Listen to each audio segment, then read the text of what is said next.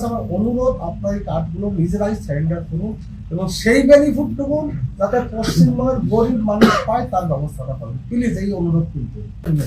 তাহলে পশ্চিমবঙ্গে আপনাদের বেনিফিটটুকু না পশ্চিমবঙ্গে যারা সত্যিকারের কেন্দ্রীয় সরকারের প্রকল্পের বেনিফিশিয়ারি হওয়া উচিত ছিল, বিভিন্ন রাজনৈতিক কারণে অনেকে সে বেনিফিশিয়ারি থেকে তাদেরকে বাদ দিয়ে রাখা হয়েছে।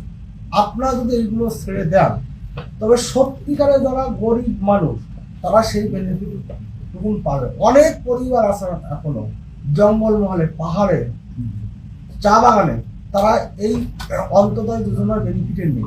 আপনাদের তো বন্ধুরা, আপনারা নিজেরাই শুনতে পেলেন, কিন্তু রাজ্যের মন্ত্রী তিনি কিন্তু নিজে জানাচ্ছেন বা রিকোয়েস্ট করছেন যাদের PHHY, AY বা RKSY এই সমস্ত কার্ডগুলি আছে 1, 2, তো তাদের কিন্তু স্যারেন্ডার করার নির্দেশ দিয়েছেন। তার মানে হচ্ছে যার জিনিসটা হচ্ছে হয়তো আপনি সরকারি চাকরি করেন এবং আপনি আর যোগ্যতা বা রেশনের দরকার নেই, আপনি তোলেনও না, তো আপনার কাছে কার্ড আছে এবং বেনিফিটগুলো পাচ্ছেন না, তো আপনারা কিন্তু নিজেরা গিয়ে কিন্তু স্যারেন্ডার করতে পারেন। কার কাছে স্যারেন্ডার করবেন? তো আপনি লোকাল BDO বা এই অফিসের কাছে গিয়েও বলতে পারেন যে আমি এই চাকরি পেয়েছি বা এরকম আমার আর বেনিফিট চাই না, বা আপনাদের যে রেশন দোকান আছে সেখানে গিয়েও জানাতে পারেন। বা এর জন্য প্রপার কিন্তু গাইডলাইন্স চালু করা হবে, সেটা কিন্তু অফিসিয়াল না করলেও নিজের মুখে কিন্তু তিনি কিন্তু জানিয়ে দিয়েছেন। অর্থাৎ পরবর্তীকালে কঠোর অ্যাকশনও কিন্তু নেওয়া হতে পারে। অর্থাৎ যদি আপনারা একটা টাইমের পর আপনারা নিজে থেকে না জানান এবং তার ভেরিফিকেশন শুরু হলে সেক্ষেত্রে কিন্তু একটা বড় সমস্যার সৃষ্টি হতে পারে।